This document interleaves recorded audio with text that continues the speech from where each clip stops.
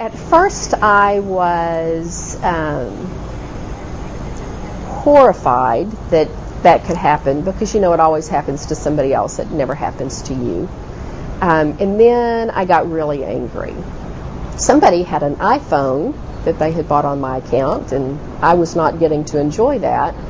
I really became angry that, you know, somebody would spend that much time and energy to do something that was illegal when they could have put that much time and energy in doing an honest job.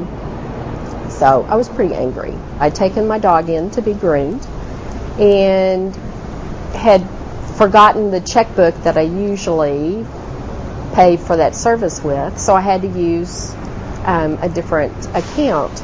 And when I went to pay it, the check was rejected, which never happens. So I got to thinking that maybe I needed to check my checking account, because I had a friend who just had her checking account information stolen, and I thought I better just be safe here.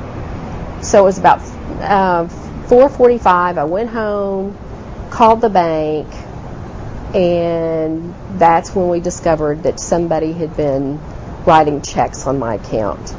And what they had done is they had apparently gotten my account information and the routing information, and they had created their own checks with their information on it, so that when they passed it off to a business, it looked legit because it matched their photo ID and everything.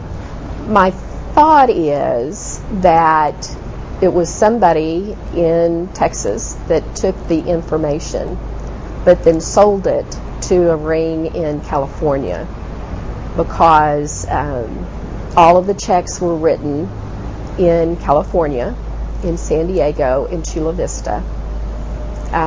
There were two different names on the checks. So it was two individuals. They used the same address in San Diego, but just two individuals. So I think it must have been sold to a check ring out there. I think the first thing is to realize that it doesn't always happen to somebody else. It can happen to you very, very easily. I don't write checks anymore. Very rarely will I write a check, because what I'm realizing is that, you know, for the businesses to protect themselves, they're putting every piece of vital information about you on that check. And if somebody takes a copy of that check, they have everything that they need to know. They have your driver's license number, your birth date, your address, your account number, everything. It's very hard to believe, you know, in a town where they say that there's a church on just about every street corner.